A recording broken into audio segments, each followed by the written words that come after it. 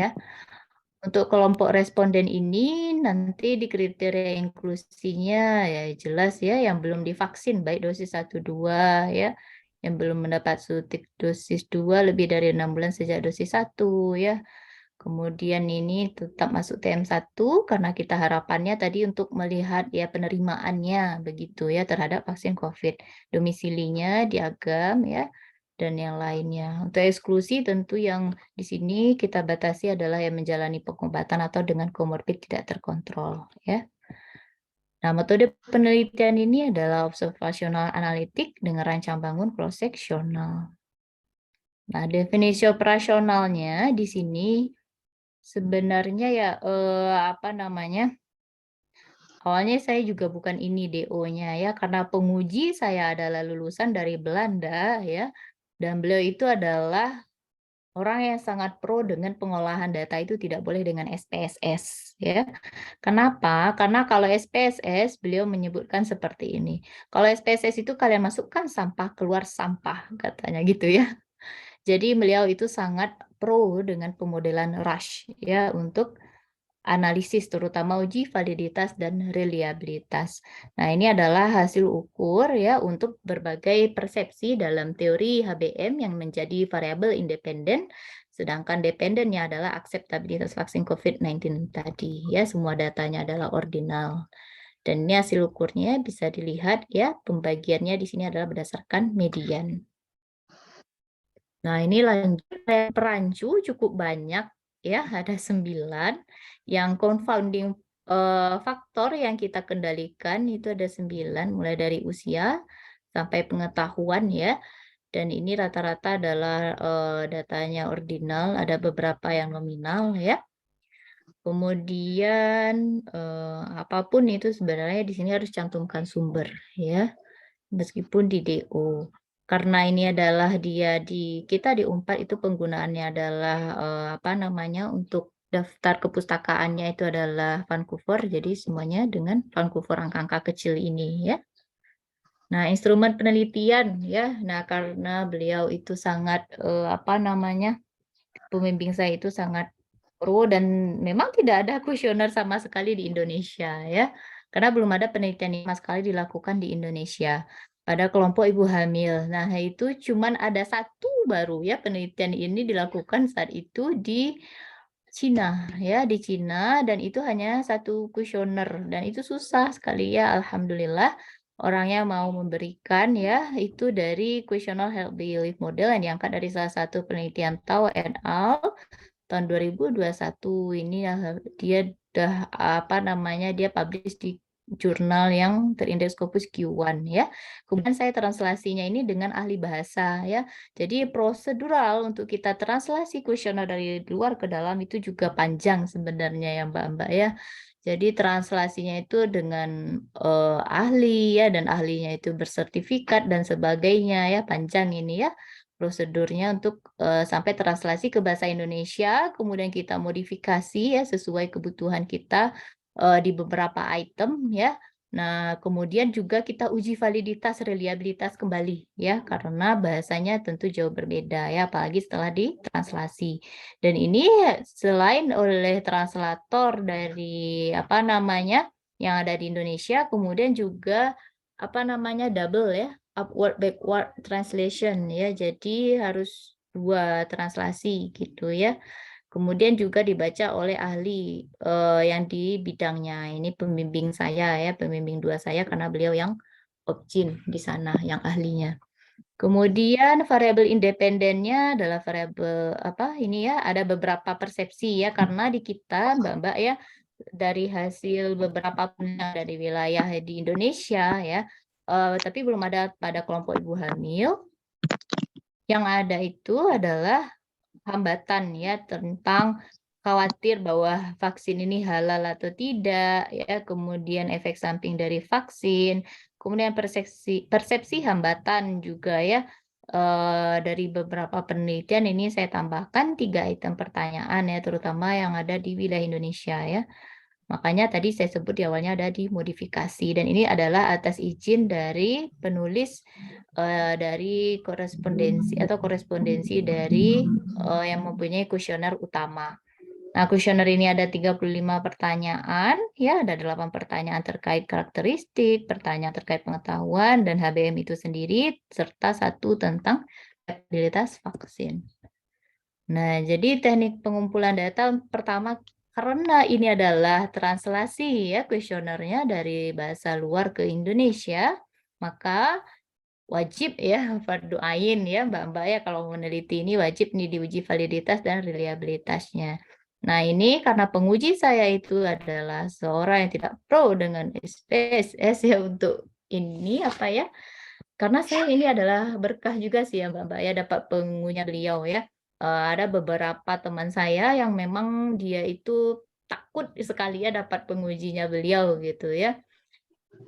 Akhirnya saya juga khawatir kok dia ya kayaknya susah ya sama beliau gitu ya, ternyata memang susah ya. Ya memang susah, tapi akhirnya kita belajar ya, karena beliau mau sendiri, nge-Zoom gitu ya dengan kita, tapi beliau itu pro-nya Jimit ya, jadi kita sering Google Meeting dengan beliau untuk belajar tentang Rush model ini, ya pemodelan Rush. Nah, jadi dia menggunakan, pemodelan Rush ini saya menggunakan uji validitas dan reliabilitasnya dengan Rush model.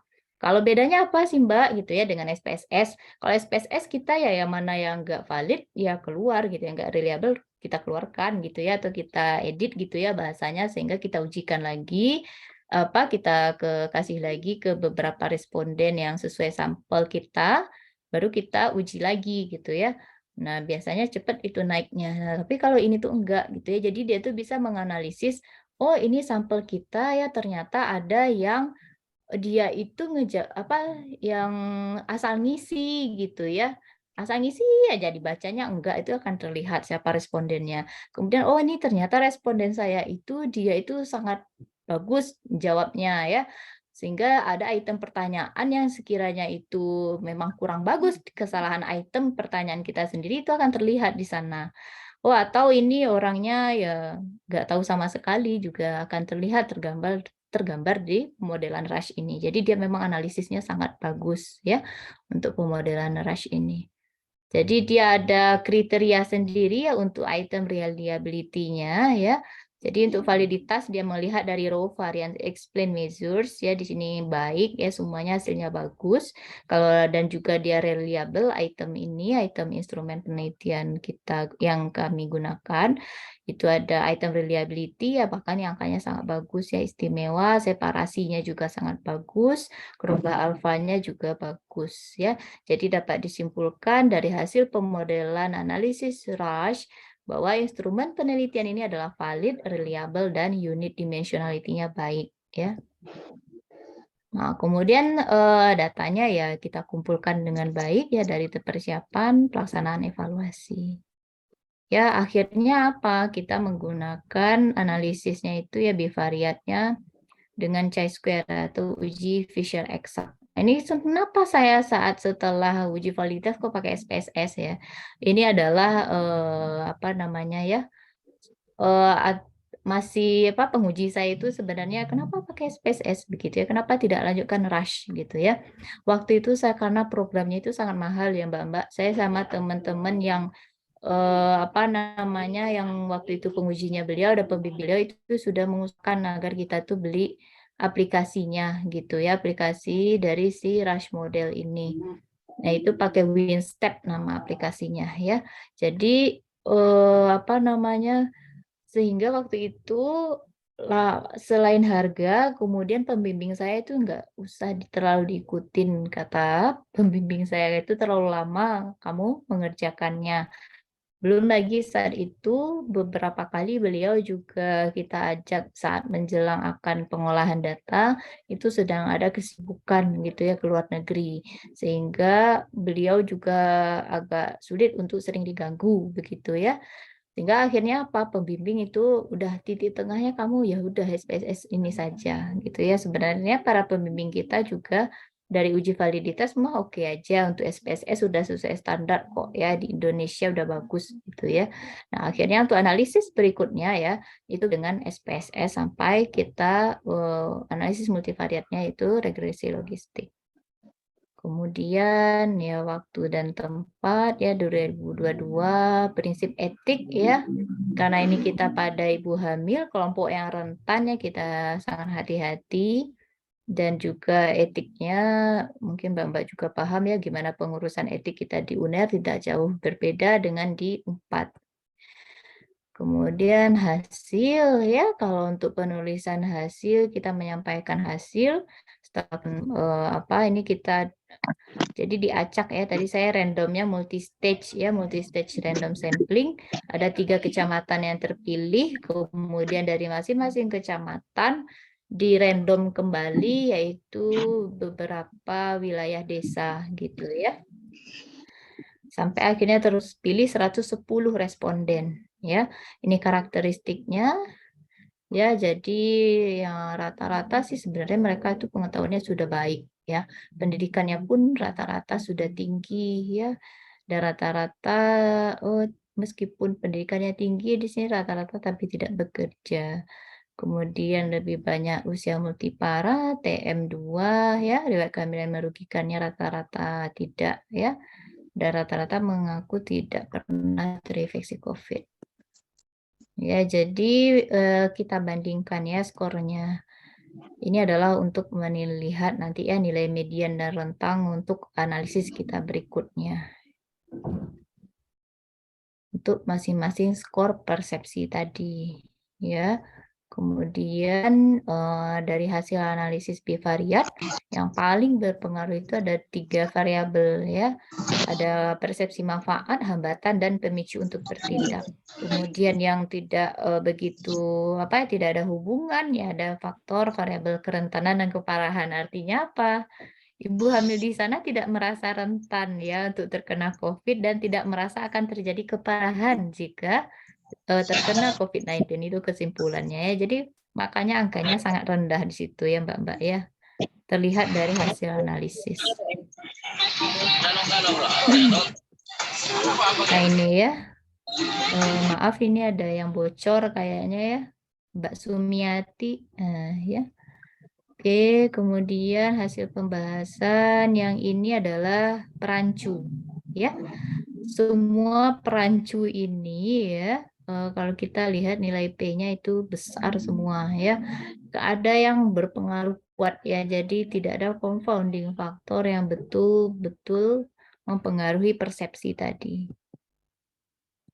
Ini ya dari hasil multivariat ya, analisis multivariat dengan analisis regresi logistik ganda, didapatkanlah ya faktor yang paling kuat, yang paling berpengaruh, yaitu adalah pemicu untuk bertindak ya, di mana nilai P-nya kecil dari 0,001 ya. Di mana variabel pemicu untuk bertindak ini ya dari Skolniger-nya kita dapatkan 37,7%, artinya dia dapat menjelaskan si variabel pemicu untuk bertindak ini secara positif sebesar 37,7% terhadap penerimaan vaksin COVID-19 pada ibu hamil dengan akurasi 87,3%. Ya, ini kesimpulannya, jadi hipotesis 1 dan 2-nya ditolak, hipotesis 3, 4 dan 5 diterima, dan oh ya, sebelumnya ya ini akhirnya tidak seperti ini harusnya ya, ini setelah ujian ya. Saya lupa ini tadi memperbaiki ya di file untuk presentasi kita hari ini, harusnya ini nggak boleh dibilang ditolak begini ya, karena tidak ada faktor yang paling dominan itu ditolak. Karena ini saran dari pembimbing, kemudian saya juga tuliskan di sini, tapi akhirnya keputusan akhir bahwa ini tidak ada bahasanya hipotesis untuk faktor yang paling dominan itu tidak ada bahasa diterima ataupun ditolak ya. Keterbatasannya yaitu ya jelas ya ini di wilayah Kabupaten Agam saja sehingga harus hati-hati ya lebih detail untuk mengekstrapolasi hasil penelitian ini ke wilayah lain. Nah, jadi kesimpulannya dari penelitian ini bahwa ada 3 tadi ya faktor yang berhubungan dengan penerimaan vaksin pada ibu hamil di wilayah Kabupaten Agam, yaitu persepsi manfaat, hambatan, dan pemicu untuk bertindak. Dan faktor yang paling dominan yaitu pemicu untuk bertindak tadi, ya. Yang tidak berhubungan adalah persepsi kerentanan dan juga keparahan. Nah, kesimpulan khusus akan efek samping, ya. Efek samping vaksinnya. Ibu hamil dengan faktor pemicu untuk bertindak mempunyai peluang yang positif ya, mempunyai peluang untuk menerima vaksin saat hamil 23,41 kali lebih besar dibandingkan ibu dengan faktor pemicu untuk bertindak negatif.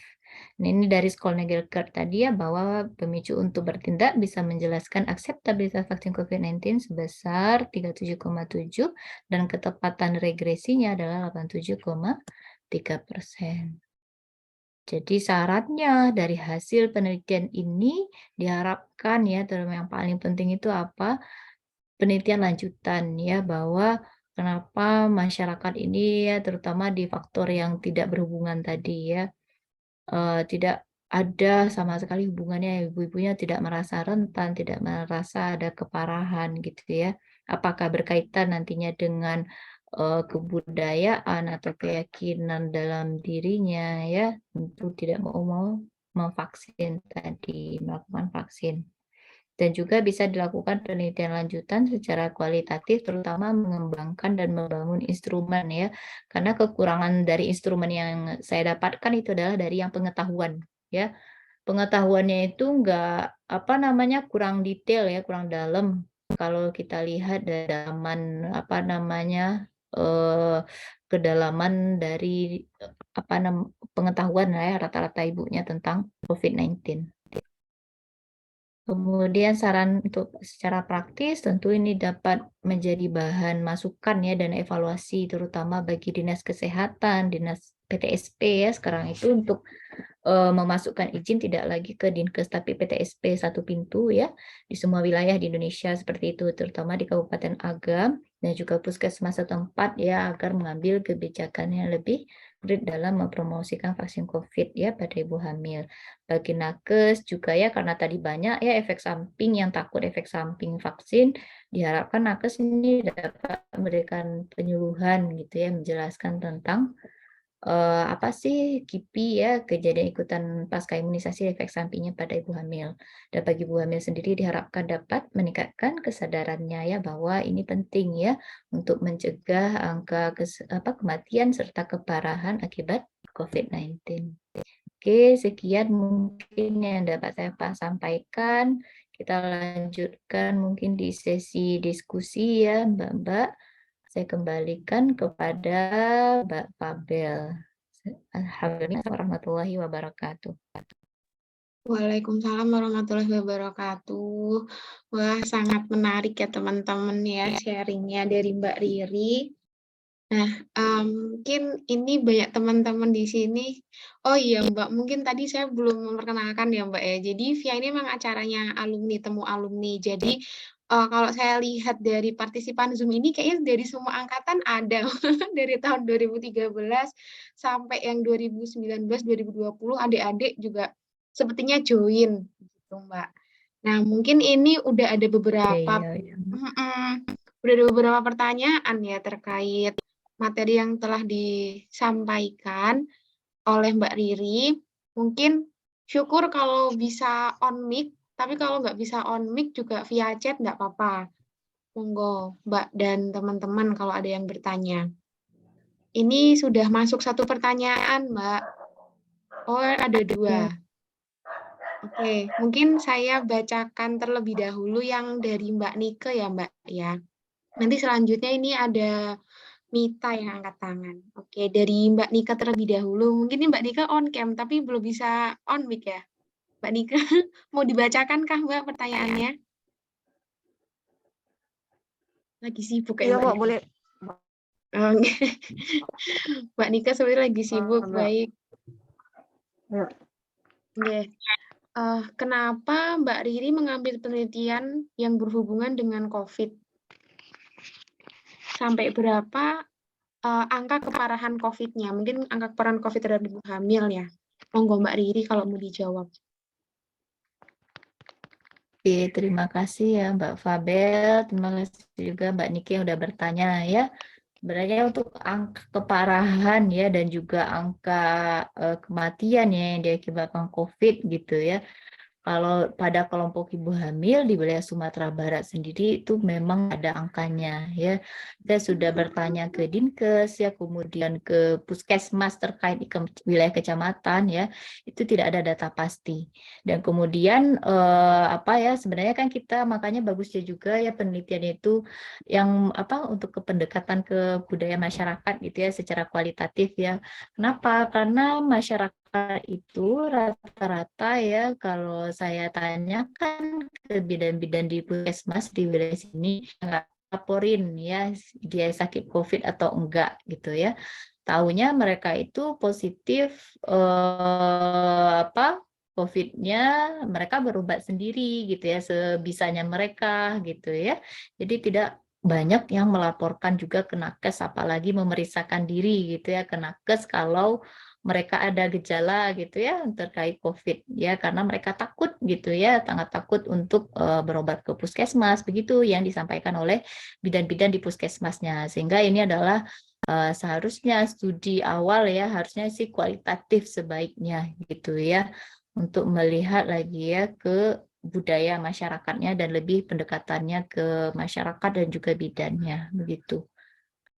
Oh ya, mau nambah saya satu lagi ya. Kebetulan alhamdulillah saya juga mengajar di kelas alih jenjang ya di kampus tempat saya sekarang bekerja. Jadi apa di wilayah apa namanya dan bidan itu semuanya kayak ikut kuliah kan, karena kita sekarang wajib ya untuk lanjut profesi gitu ya agar mereka bisa naik jakpum dan juga bisa nantinya untuk apa namanya buka praktik ya klinik sendiri PMB. Nah, sehingga itu banyak yang melaporkan ya saya kebetulan ngajar mata kuliah ada embriologi ya. Kemudian di embriologi itu banyak angka apa namanya kita kan mencegah ya agar tidak terjadi kecacatan mayor gitu ya. Salah satunya kecacatan mayor yang terjadi itu jika ibunya terpapar akan infeksi virus ya di masa embriogenesis ya atau 8 minggu usia embrio yang sangat krusial. Nah, di sana saat saya proses diskusi tanya jawab ya saat saya sedang kuliah juga waktu itu ya dan juga sedang penelitian ibu-ibu bidannya itu di wilayah tertentu ya satu kabupaten berbicara kayak gini. Itu kita banyak ya heran ya kok sekarang itu banyak yang kecacatan lahir bayinya gitu ya. Apakah karena infeksi COVID nggak ngelapor ke kita gitu ya. Kemudian tiba-tiba saja banyak terjadi kecacatan ya. Kita nggak tahu juga wallahu alam gitu ya karena nggak ngelapor gitu ya ke bidannya bahwa ada yang positif atau ada yang terjadi keparahan ya kondisinya saat hamil seperti itu kurang lebih Mbak Fabel kondisinya di sini saat pandemi gitu ya. Mungkin bisa menjawab Mbak Nike, silakan Mbak Fabel. Baik, terima kasih Mbak Riri. Dari Mbak Nika, apakah sudah terjawab ya Mbak?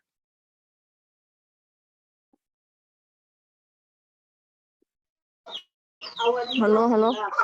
Ya, Pak ya. masuk Ya, Mbak Nika. udah. Makasih. Oh, iya, baik. Ya, saya rasa sudah Sama cukup. Terima Mbak. kasih. Ya, alhamdulillah sudah cukup menjawab ya Mbak ya. Nah, ini mungkin yang jadi poin penting juga ya. Kan tadi penelitiannya di Sumatera. Mungkin di Jawa kalau dikorek-korek datanya mungkin juga akan sama seperti yang disampaikan oleh Mbak Riri. Mungkin teman-teman yang mau nanti mungkin lanjut ke S2 dan tertarik terkait topik vaksin COVID-19 pada ibu hamil, bahkan sekarang kan juga ini ya Mbak ya, sudah masuk dosis keempat kalau nggak salah untuk masyarakat umum lah. Apakah ibu hamil ini Betul, nanti betul. akan diberikan atau bagaimana? Nah, mungkin bisa jadi next topik penelitian ya untuk teman-teman. Betul, betul. Baik, terima kasih Silakan. Mbak Riri. Baik, selanjutnya ini udah angkat tangan dari tadi ya Mbak ya. Ada Mita, monggo Dek Mita, waktu dan tempat dipersilahkan. Baik, suaranya sudah masuk ya, Mbak, ya? Nggih, aman, sudah masuk. Iya. Ya, selamat sore Mbak Fabel, Mbak Riri. Mbak Riri, perkenalkan saya Mita dari mahasiswa kebidanan. Saya kebetulan masih angkatan 2019 dan juga kebetulan lagi judul skripsinya saya itu juga sangat mirip. Tapi judulnya ini analisis faktor yang memengaruhi kesediaan ibu hamil dalam vaksin booster. Nah, itu saya kan menelitinya juga di daerah saya, Mbak Riri, hampir sama dalam kondisi demografisnya juga, jadi masih rendah untuk cakupan vaksinasinya. Lalu sebetulnya itu awalnya saya itu pakai beberapa variabelnya, itu ada usia, pendidikan, pekerjaan, terus sama pengetahuan dan sikap. Terus waktu saya seminar proposal itu dari pembimbing itu disarankan untuk kalau yang usia pendidikan pekerjaannya itu dipakai di faktor modifikasi saja, nggak usah diteliti gitu. Karena nanti outputnya kurang bagus. Terus akhirnya disuruh menambahkan teori health belief model. Nah, pas saya cari-cari lagi tuh Mbak Riri, ternyata kan teori health belief model itu sangat banyak ya. Jadi agak nggak menangis dikit. Terus habis itu saya yang saya tanyakan itu, ini Mbak Ri, kalau misal reliable nggak sih kalau misal kita itu meneliti dari variabel pengetahuan, sikap, sama teori health belief model. Dan kalau misal kita pakai teori health belief model itu, apakah kita harus masukkan semua komponennya atau kita tuh boleh masukkan beberapa komponennya aja? Gitu mungkin. Terima kasih Mbak Riri. Baik, terima kasih Mbak Riri. Ini udah kayak konsul skripsi ya Mbak ya? Langsung konsul ini ya Mbak ya. Iya, kayak Boleh ya. konsul ya. Berarti baru Iya. sampai proposal Mbak Mita ya. Boleh saya langsung berarti Adel ya. Iya, monggo Mbak Riri bisa langsung dijawab. Berarti Mbak Mita ini berarti udah saya proposal ya Mbak. Iya, sekarang Oke. sudah tahap penelitian, Mbak. Loh, tuh udah penelitian kok masih bingung Mbak variabelnya. Oh iya, maksudnya masih revisian, Mbak. Oh, revisian setelah proposal gitu. Belum ACC berarti Mbak. Iya, masih proses. Oke. Masih proses. Oke. Semoga habis ini segera ya di ACC. Sebenarnya kalau bicara teori health belief model itu luas sekali ya Mbak ya. Saya itu kayak belajar sejarah juga ya. Siapa yang mencetusnya gitu ya. Bagaimana tahap perkembangannya, beberapa variabel itu dimodifikasi ya. Jadi awalnya itu dari Rosenstock ya Mbak. Itu tahun 19 berapa ya? 1934 kalau saya nggak salah ya. Kemudian baru setelah itu dimodifikasi ada 2 kali, ada Siglans ya tahun 2008 memodifikasi, tahun 2011 ada lagi maaf. Oke. Tahun 2011 ada lagi yang memodifikasi teori ini gitu ya. Jadi Mbak itu, jadi mereka itu ya ada beberapa peneliti yang memodifikasi teori asli di the origin of health belief model ini. Itu saya ada PDF-nya. Kalau Mbak ini ya di origin itu tebel bukunya berapa ribu halaman ya. Saya pas diuji itu ya ditanya, kamu baca semua teorinya yang sekian ribu halaman? Enggak, Prof, saya bilang gitu ya. Saya jujur ya, saya nggak baca semuanya gitu ya. Jadi yang pentingnya saja ya terutama terkait ke penelitian kita. Karena kita di preventif gitu ya. Preventif terhadap salah satu preventif bagaimana penerimaan seseorang terhadap suatu program yang diperkenalkan ya dan oleh para ahli dan juga didukung oleh pemerintah, yang mana program ini banyak ditolak oleh masyarakat. Nah, gimana sih sebenarnya penerimaan masyarakat ini gitu? Apakah mereka sikapnya itu nanti menerima, menolak atau bagaimana gitu ya? Jadi lihatlah di teori itu ya mana yang dia paling mendekati ke sana ya. Karena kalau si Glans itu dia lebih ke apa ya? Pencegahannya, tapi dia ada variabel lainnya, persepsi keparahan ya, keseriusan ya, seriousness. Jadi si Glass ini ada tambahan ya, dia memodifikasi satu variabel, kemudian tahun 2011 dia modifikasi lagi ya, jadi dia itu terkait dengan masalah apa yang akan dia hadapi. Jadi dia menyesuaikan memodifikasi teori yang origin dari Rosenstock tadi. Tapi karena saya ini yang ini tentang program vaksin tadi ya, mencegah terhadap suatu penyakit menular atau wabah, dan sudah ada program yang dikenalkan oleh pemerintah ya, kemudian sudah dibuktikan ahli, maka itu lebih ke yang di originnya si Rosenstock tadi yang tahun 1934 itu Mbak ya. Jadi dia memang awalnya di sana memang meneliti karena berangkatnya dari masalah yang mirip dengan kondisi kita pandemi ini, seperti itu. Nah, terus Mbak menanyakan dari Mbak Mita, apakah semua variabelnya harus diambil gitu ya? Karena saya ini penelitiannya harus ya memang komprehensif, nggak ada sama sekali tahu datanya ya. Bahkan saya itu taunya, oh ternyata si kita itu harus dulu setelah saya turun ngambil data ya, ngomong ke bidan-bidannya gitu ya. Saya itu salah langkah gitu ya. Kalau Mbak Mita mau lebih baik lagi gitu ya, lebih baik dilakukan studi eksploratif dahulu gitu ya.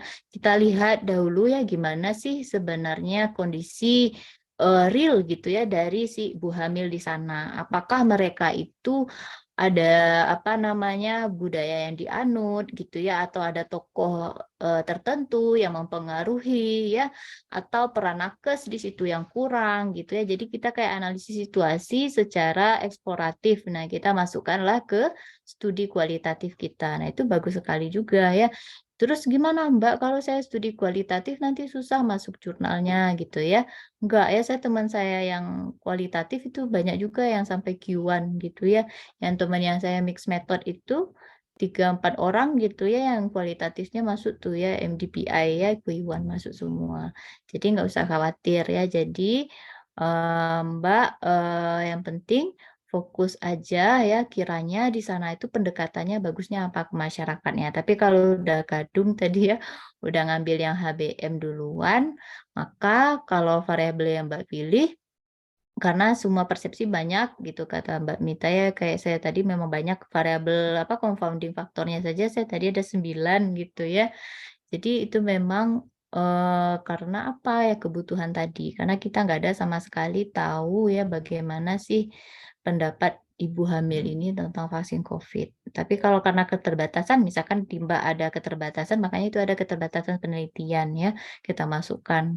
Karena mungkin, terkait, waktu, dana, biaya gitu ya, boleh. Ya, jadi itu hak prerogatifnya kita juga sebagai peneliti gitu ya. Nanti kalau Mbak mau konsul ke pembimbing, mudah-mudahan ya pembimbingnya ACC juga ya karena keterbatasan tadi dan kita waktunya mungkin ya mepet ya harus skripsi, sidang tanggal sekian gitu ya. Begitu kurang lebih Mbak Mita. Saya kembalikan ke Mbak Fabel. Baik, terima kasih Mbak Riri. Dari Mita mungkin menjawab atau mau ada tanggapan terlebih dahulu? Ya, sangat menjawab Mbak Riri. Nambah lagi boleh? Monggo kalau mau menanggapi. Oh iya. Terus untuk sebetulnya tuh Mbak, kan saya juga ini waktu cari-cari kuesioner untuk model health belief model ini tuh sudah ada. Namun subjeknya ini masyarakat umum. Nah, terus akhirnya itu saya pakai kuesioner tersebut. Jadi saya sudah nemu kuesionernya juga, terus lalu digabungkan dengan yang faktor pengetahuan sama sikapnya itu. Nah, pas saya cari itu dari kuesionernya itu tidak semua komponen health belief model yang asli teorinya gitu, Mbak. Jadi kayak misal yang faktor choose to action kayaknya itu belum ada di kuesioner itu. Jadi cuman beberapa selain choose to action itu tadi. Makanya saya tadi itu tanya kalau misalkan komponen health belief modelnya itu enggak dimasukkan semua itu, apakah itu masih disebut health belief model atau sudah lain gitu, Mbak. Jadi yang bikin saya ragu di situnya. Begitu. Baik, terima kasih Mita. Ini beneran konsul loh Mbak Riri. Beneran konsul Private konsul ini. ya, mohon maaf yang lain Iya, jadinya mohon ini ya. maaf ya teman-teman ya. Semangat Mita. Ya, Oke. monggo Mbak Riri mungkin bisa langsung dijawab. Oke, langsung jawab ya Mbak Fabel ya. Sebenarnya Pak saya juga pernah baca ya yang seperti ini ya bentuk kuesionernya. Jadi dia digabungkan gitu ya beberapa item. Sebenarnya kalau yang Mbak Mita sebut tadi Mbak itu lebih ke KAP ya, knowledge, attitude, and practice ya. Jadi Mbak lihat tuh teori KAP adalah gitu. ya. KAP ya. Jadi ada knowledge, attitude, sama practice. Nah, itu dia sendiri lagi tuh ngomongnya ya teorinya. Nah, kalau dimasukin sedikit tentang teori persepsi ini bagaimana ya nggak bisa kita sebut dia di judul kita sebagai teori health belief model ya. Karena kalau kita mau masukkan judul ya maka itu seharusnya ya selayaknya dia itu komprehensif di semua variabel yang kita teliti ya, bahkan berlebih ya, bahkan itu saya yang confounding faktornya itu berasal dari variabel pendahulunya gitu ya, apa gitu ya bahasa Inggrisnya kalau nggak salah di si teori Rosstock yang lama ya, jadi variabel yang pendukung gitu ya, yang pendahulu dari si variabel utama yang 5 tadi, ada 5 persepsi tadi gitu Mbak. Kalau Mbak Mita bilang tadi ada pengetahuan, sikap, kemudian apa tadi praktis juga ada nggak yang Mbak Mita sebutkan tadi ya, itu lebih ke KAP kalau saya lihat gitu ya. Kalau masukkan satu saja call to action nggak bisa kita masukkan di judul teori judul penelitian kita masuk teori HBM-nya, kurang lebih seperti itu sepemahaman saya begitu Mbak ya. Saya kembalikan ke Mbak Fabel. Baik, terima kasih Mbak Riri. Semoga menjawab ya, Mit ya. Iya, terima kasih Mbak Riri, Mbak Oh, Fabel. Alhamdulillah iya sudah sama-sama Ya, Mbak menjelaskan. Mita. semangat ya menyelesaikan skripsinya. Semangat ya, iya. Diberi Mohon doanya. kelancaran. Amin. Oke, Mbak Riri, ini mungkin lanjut ke pertanyaan selanjutnya ya. Ini pertanyaannya dari Mbak Boleh. Nike dan Mbak Ani. Kurang lebih pertanyaannya intinya sama, Mbak. Jadi apa yang melakukan penelitian di UNER dan di UNPAD itu bedanya apa? Lalu mungkin boleh ya Mbak berbagi pengalaman menjalani perkuliahan di UNPAD, lalu untuk dominasi bidang dosennya apa saja? Dan selama melakukan penelitian, apa hal mendasar yang membedakan? Ya sama, pengalaman UNER dan UNPAD. Apakah ada shock culture mungkin Mbak gitu? Monggo Mbak Oh gitu. Riri. Mbak Nur Mulyani sama Mbak Nike ya. Saya langsung izin menjawab ya Mbak Fabel ya. Bahwa kalau pertanyaannya ya kurang lebih hampir mirip ya, tapi ada juga dikit bedanya ya. Yang Mbak Nike beda melakukan penelitian di UNER sama di UNPAD gitu ya. Kalau di apa ya, bedanya tantangannya adalah pembimbing ya Mbak nomor 1 ya. Pembimbing kita itu prof gitu ya, kemudian dokter minimal ya, bahkan teman saya rata-rata prof keduanya gitu ya. Saya itu kebagian yang prof 1 gitu ya, yang satunya doktoral. Nah, jadi karena beliau-beliau itu adalah yang sangat satu ya, prof saya itu udah tua ya, sepuh, tapi alhamdulillah beliau enggak yang apa namanya katrok untuk teknologi dan lain itu enggak ya, apalagi beliau prof ya, karena ada beberapa prof yang udah purna bakti malahan teman saya ya dapat beliau prof dan itu harus tatap muka setiap sebentar ke hadapan profnya di tempat kliniknya begitu. Dan ya karena apa, ada beberapa pembimbing karena kita situasinya saat itu sedang angka COVID masih cukup tinggi sehingga teman-teman banyak yang via online gitu ya, daring gitu. Agar konsulnya itu mudah gitu ya, lebih fleksibel, apalagi teman-teman yang disambi kerja gitu ya. Jadi harapannya online konsulnya. Nah, sedangkan kalau kita mereka itu pengennya ya ketemu langsung gitu, Mbak. Ya. Kalau pas saya di UNER gitu ya alhamdulillah saya katanya angkatan terakhir COVID kayaknya ya sebelum COVID ya 2019 karena 2020 udah COVID ya, jadi kita memang tatap muka terus bimbingannya, jadi nggak sulit gitu ya. Mungkin untuk teman-teman yang jauh gitu dan sambil kerja susah begitu ya. Kalau kalau saya di UNER dulu penelitiannya saya lakukan sampelnya di Surabaya ya. Saya waktu itu juga maunya di ini Mbak, maunya ngambil sampelnya di Bandung sekitarnya ya, tapi angka ya sehingga nggak mungkin ya kita meneliti ini mencari-cari masalah begitu ya. Jadi nggak ada tuh nemu masalah di sana ya. Yang ada itu ternyata ya Allah, ternyata itu di wilayah saya sendiri ya udahlah ya di samping pulang kampung. Jadi untuk sampelnya yaitu tantangannya yaitu ya karena saya itu apa namanya door to door gitu ya ke pintunya dan harus menerapkan apa namanya kita memang harus untuk pencegahannya ya. Tunggu sebentar. Oke, karena kita sangat menggunakan patuh ya terhadap protokol ya untuk tertularnya penyakit COVID ya, karena kita langsung ketemu ke pasien. Padahal waktu itu saya juga mengajukan agar menggunakan, apa namanya, Google Form gitu ya, agar bisalah misalkan tetap kita kontaknya ke pasiennya itu ya, agar meminimalisir kontak, saya ajukan waktu itu untuk, apa namanya, ke Google Form ya, karena angkatan di atas saya itu malah untuk temu tatap muka nggak di-ACC sama orang etik. Nah, kemudian saya pikir, "Oh, kayaknya saya juga harus sediain Google Form," gitu ya. Untuk kuesionernya udah saya bangun gitu ya, kuesionernya di dalam Google Form, tapi apa, pembimbing saya itu lebih pro kita ketemu langsung gitu. Kemudian etik juga ya, karena waktu itu saat saya ngambil data, itu udah nggak strict betul ya angka COVID-nya, dan sudah mulai lumayan patuh terhadap protokol ya masyarakat, ya jadi diizinkan untuk langsung ketemu ke kliennya, dan itu jauh-jauh sekali karena ini kabupaten gitu ya Mbak ya. Jadi tantangannya saya menempuh wilayah yang jauh-jauh, mungkin seperti itu.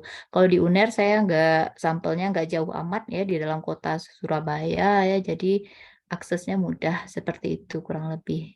Kemudian yang menjadi pertanyaan lanjut dari Mbak Nur Mulyani ya, bertanya dominasi bidang dosennya apa ya. Mungkin kalau di Unpad ini lebih ke kependidikan ya Mbak ya. Jadi Mbak akan belajar juga administrasi pendidikan ya. Kita sampai kayak bikin universitas gitu ya Mbak ya, satu angkatan ya. Bahkan menulis buku satu angkatan, 2 buku ya. Satu buku itu tentang model universitas, terbaik di era society 5.0 ya. Jadi kita bikinlah nama model universitas ini Universitas Pelita 23 ya, sesuai nama angkatan kita. Jadi mulai dari, apa namanya, syarat universitas, terbaik karena kita swasta waktu itu rancangan modelnya, ada berapa, luas tanahnya, kampusnya, sampai ke, berapa program studi yang minimal yang harus ada ya, sesuai peraturan di Indonesia. Sampai kemudian kalau kita yang jurusannya kebidanan apa saja yang harus ada ruangannya, tenaga dosen dan sebagainya gitu ya. Jadi dia lebih banyak ke kependidikan. Sampai kita membuat kurikulum seperti gitu Mbak ya. Jadi ada mata kuliahnya sendiri ya tentang kurikulum untuk pengembangan dan untuk pembangunan juga ya mengembangkan kita kurikulum serta membuat kurikulum itu sendiri. Sampai kita juga ada belajar ya metode evaluasi, evaluasi pembelajaran, metode-metode pembelajaran, seperti itu ya. Jadi dia banyak ke pendidikannya. Kemudian kalau di wilayah ranah bidan ya, kalau yang filosofinya bidan kita ya kalau pendidikan di Indonesia, kalau saya lihat ya kalau untuk studi master gitu ya, magister lebih banyak ke ini ya, Universitas Aisyah kalau saya lihat gitu ya. Kan saya juga mencari referensi gitu ya, kalau di kuliah di Indonesia yang mana yang paling mungkin. Kalau di UNAN dan juga di apa namanya, UB ya, mereka lebih ke biomedik kalau saya dengar-dengar gitu ya dari senior, karena kita itu belajarnya itu dari senior yang udah duluan di sana kuliah gitu ya. Unhas juga kurang lebih itu sama dengan Unpad ya, lebih banyak ke kependidikannya, kurang lebih seperti itu, Mbak. Kemudian apalagi nih ya, pertanyaan Mbak Nur, penelitian ya mirip. Shock culture, ya jelas Culture, Mbak. bahasa. Shock culture ya, nggak terlalu banyak. Kalau saya makanan palingan ya. Kalau bahasa ya kita pastilah menyesuaikan gitu ya, Mbak, ya. Dengan bahasa Sunda gitu ya. Jadi teteh-teteh, mbak-mbaknya jadi teteh-teteh ya, yang uni-uni jadi teteh-teteh. Ya bahasa gitu ya, Mbak. Kemudian, Kota Bandung ya sangat, hangat juga ya, masyarakatnya sangat ramah sekali ya, saya senang sekali ya. Lembut, lemah lembut sekali di sana ya. Kemudian banyak tempat wisata gitu ya, yang suka traveling gitu ya. Kemudian kalau yang apa namanya shock culture yang agak besar itu kalau saya makanan, kalau di pribadi saya gitu ya, mohon maaf, di makanan gitu ya, karena saya itu nggak, suka sekali kalau sambel itu dikasih gula gitu ya.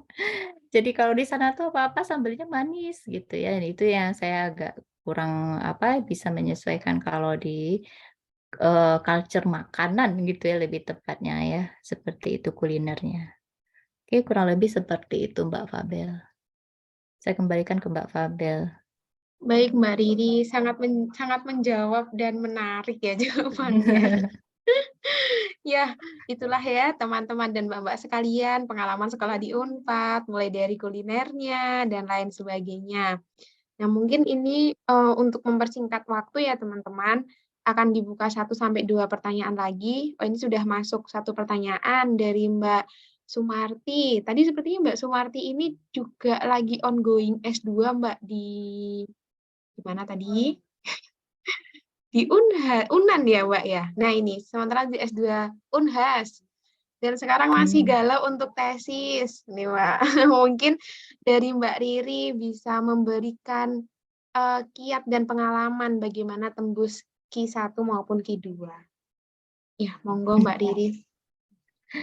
Mbak Sumarti, oh ini yang Sumarti ya Mbak ya? Ya, Yang betul. bertanya di kolom chat. Oke, makasih ya Mbak Fabel ya.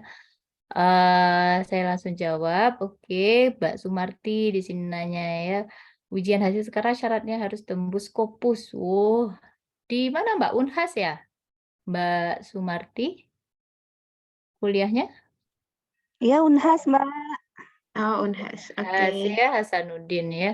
Kalau kurikulum Unhas itu senior saya yang juga kerja dosen di tempat saya kerja sekarang itu dia juga lulusan Unhas ya, katanya itu untuk kurikulum Unhas itu memang ngadopnya mirip ke Unpad ya, jadi lebih banyak yang ke pendidikannya juga gitu ya.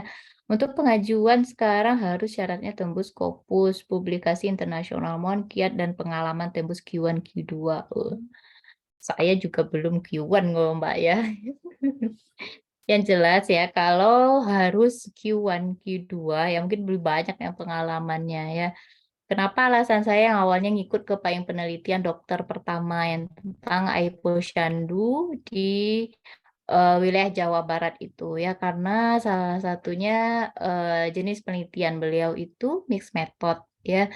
Saya itu memang dari dulu pengen coba penelitian mixed method gitu ya, belajar juga studi eksploratif gitu dan ya karena waktu kita singkat ya di mixed method. Nah, qadarullah ya saya tidak menjalankan sampai selesai ke sana dan alhamdulillah teman yang ACC pembimbingnya beliau itu alhamdulillah tembus Q1 ya, ada 4 artikel yang sudah publish malahan ya di Q1 di MDPI rata-rata itu teman saya yang dapat alhamdulillah pembimbingnya beliau ya. Jadi kalau untuk belajar mungkin lebih banyak lagi ke mereka Mbak harusnya nanya ya. Nah, kiatnya itu satu Mbak dekati ya kalau saya ya belajarnya ya tanya ke yang paling bisa kita belajar di lingkungan kita terdekat. Contohnya pembimbingnya Mbak ya atau sahabat seperjuangan ya yang sama-sama memang niatnya itu adalah tembus Q1 atau Q2 ya.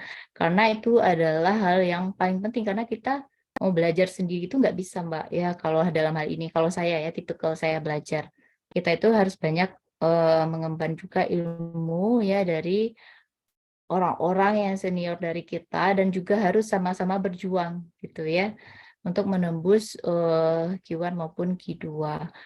Karena apa? Selain belajar tulisannya meskipun ya saya sudah bukan anak bimbingan beliau gitu ya untuk yang apa judul yang awal saya ambil tapi alhamdulillah saya masih belajar ke beliau tetap gabung di grup payung penelitiannya ya sehingga juga saya belajar sedikit gitu ya sedikit sekali ya tentang untuk gimana lanjut Q1 dan Q2. Intinya Mbak ya rajin-rajin satu membaca tulisan yang dari sana ya. Dua, dekati tadi ya teman-teman seperjuangan yang kekeh juga bersama-sama mau berjuang gitu ya karena kita mau berjuang sendiri nggak mungkin gitu ya Mbak ya. Tiga, carilah pembimbing yang tepat untuk Mbak ya, yang akan membimbing masuk ke dan mendukung ya pro untuk ke tembus Q1 tadi. Kurang lebih ke sana ya, karena kalau lebih detailnya tentu itu proses kita belajar, Mbak. Oke, mungkin sekian Mbak Fabel. Mudah-mudahan menjawab ya. Baik, baik, terima kasih Mbak Riri. Mungkin satu pertanyaan terakhir teman-teman. Boleh. Monggo, Mbak. Ya, sudah bisa menjawab ya Mbak Sumarti ya. Baik, Mbak. Oke, mungkin ada pertanyaan lagi teman-teman. Satu pertanyaan terakhir.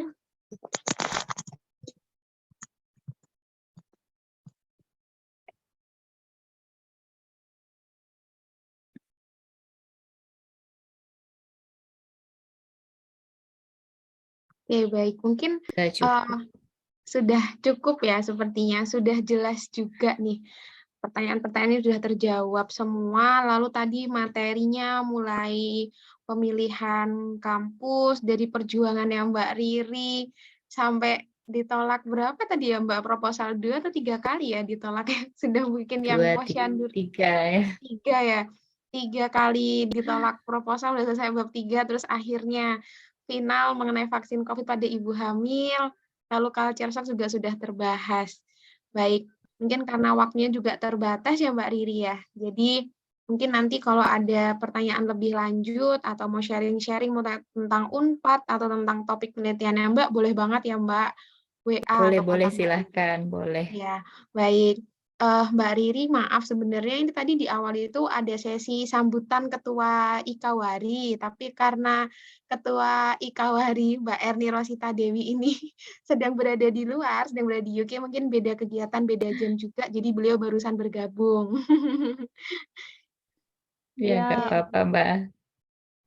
Ya, Mbak Erni. Assalamualaikum semuanya. Mohon maaf ya, saya baru join karena apa namanya kan Waalaikumsalam kita warahmatullahi. selisih sekitar 7 jaman. Kemudian subuh di sini kan juga agak jam setengah 7-an lah ya, sekarang jam 7. Jadi kayak masih melek dan tadi malam itu lumayan ini juga apa namanya mengerjakan beberapa tugas. Oke. Jadi saya ucapkan terima kasih banyak untuk Mbak Riri atas Ya, sama-sama, sharingnya, ya untuk Mbak. atas sharingnya siang hari ini. Semoga bisa menambah wawasan, membuka eh, pemikiran teman-teman gitu ya terkait gambaran mungkin bagaimana kalau misalkan teman-teman ambil kuliah lanjut di Universitas Pajajaran khususnya gitu ya. Dan juga tadi saya ngikuti diskusinya ada beberapa adik mahasiswa juga yang join. Ini kayak alhamdulillah banget gitu ya. Jadi Ikawari bisa jadi mak comblangnya, mak comblang antara mungkin para alumni yang sudah lulus dengan adik-adik mahasiswa yang masih ongoing, mungkin masih di proses skripsi atau mungkin profesi gitu ya. Jadi menambah semangat, nambah oh ada ya yang kayak gini gitu. Mungkin seperti itu ya Dik Fabila ya. Jadi kami berharap dari seluruh teman-teman alumni mungkin yang sekarang join, jika sudah merampungkan studinya, baik mungkin S2 atau S3, kami terbuka dan kami mengundang sekali gitu ya, untuk teman-teman bisa sharing ilmunya, pengalamannya, sekolah lanjut seperti apa gitu ya, supaya teman-teman ikatan alumni bidan dari Universitas Airlangga ini semakin banyak yang studi lanjut, kemudian banyak yang mendapatkan inspirasi penelitian barangkali. Nah, tadi juga akhirnya saya sempat kepikiran juga gitu ya, akhirnya mungkin perlu kali ya kita bikin forum untuk diskusi terkait publikasi ilmiah juga gitu. Gara-gara beberapa pertanyaan yang masuk. Jadi teman-teman bisa mengusulkan mungkin beberapa kebutuhan atau mungkin program-program kerja yang sekiranya bisa kita kerjakan bareng-bareng supaya manfaatnya bisa dirasakan oleh semua anggota Ikawari maupun mungkin bisa menyentuh ke adik-adik mahasiswa yang masih aktif di kampus juga. Mungkin seperti itu. Oke, terima kasih Adik Fabila ya sudah memoderatori kegiatan siang hari ini. Semoga bermanfaat, semoga jadi amal jariah untuk kita semua yang berada di sini juga. Terima kasih. Wassalamualaikum warahmatullahi wabarakatuh. Waalaikumsalam warahmatullahi wabarakatuh. Baik, terima kasih Mbak Erni sudah menyempatkan waktunya. Mungkin ada closing statement nih sebelum Fabel tutup dari Mbak Riri. Mbak Riri? Apa mungkin sebentar, ada Mbak. closing Oke. statement, Mbak? Oke. Oke, closing statement yang mungkin lebih ke semangat ya Mbak ya, bahwa studi lanjut ya itu bukan suatu hal yang begitu sulit asalkan Mbak punya cita-cita yang tinggi ya, kemudian berikhtiar perlahan-lahan ya insya Allah dan ikhtiar itu tidak akan mengkhianati hasil. Oke, sekian saja Mbak Fabel. Baik, terima kasih Mbak Riri, terima kasih Mbak Erni. Mungkin sebelum penutupan lagi, sebelum terus ya ini ya. Mungkin kita bisa foto bersama terlebih dahulu ya teman-teman dan Mbak-mbak sekalian. Yang sekiranya bisa on cam, monggo. Yang nggak bisa kasih reaction juga nggak apa-apa. Oke, dihitung mundur ya Mbak-mbak semua. 3, bentar ada chat masuk. Oke, 3, 2, 1. Nah, ini ada yang on cam lagi, ada yang reaction lagi. Lagi ya Mbak dan teman-teman. Saya hitung mundur. 3, 2, 1. Baik, terima kasih. Baik Mbak dan teman-teman sekalian, alhamdulillahirabbil alamin, kita semua sudah di penghujung acara kegiatan Forum Ilmiah Ikawari Jilid 2. Saksikan nanti di jilid ketiga dan jilid-jilid selanjutnya ya teman-teman. Dan jangan lupa follow Instagram ikawari.fkunair yang mana harapannya itu nanti bisa menjadi wadah untuk para mbak-mbak dan alumni kebidanan FK UNER terutama untuk menjalin silaturahmi, berbagi ilmu, dan mencari kegiatan yang berkah begitu ya. Baik, kami dari panitia mengucapkan banyak terima kasih dan mohon maaf apabila banyak salah kata dan perbuatan. Sampai jumpa di kegiatan via jilid 3. Terima kasih, kami tutup. Wassalamualaikum warahmatullahi wabarakatuh. Waalaikumsalam warahmatullahi wabarakatuh. Terima Waalaikumsalam kasih semuanya. warahmatullahi Terima kasih wabarakatuh. Mbak-mbak Makasih semua. semuanya. Makasih Mbak semuanya. Ada Bu ya. Iya, ditutup ya. Kasih Bu Yanti. Iya Mbak Riri, ada Bu Yanti. Sempat terpotong Mbak Riri suaranya.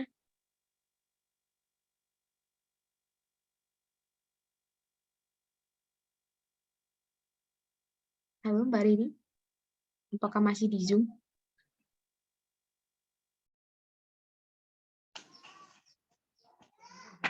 Oke, mungkin ini sinyal ya Mbak ya. Saya Iya, stop sinyal record di dulu. Kayaknya masalah sinyalnya nge-freeze. Iya.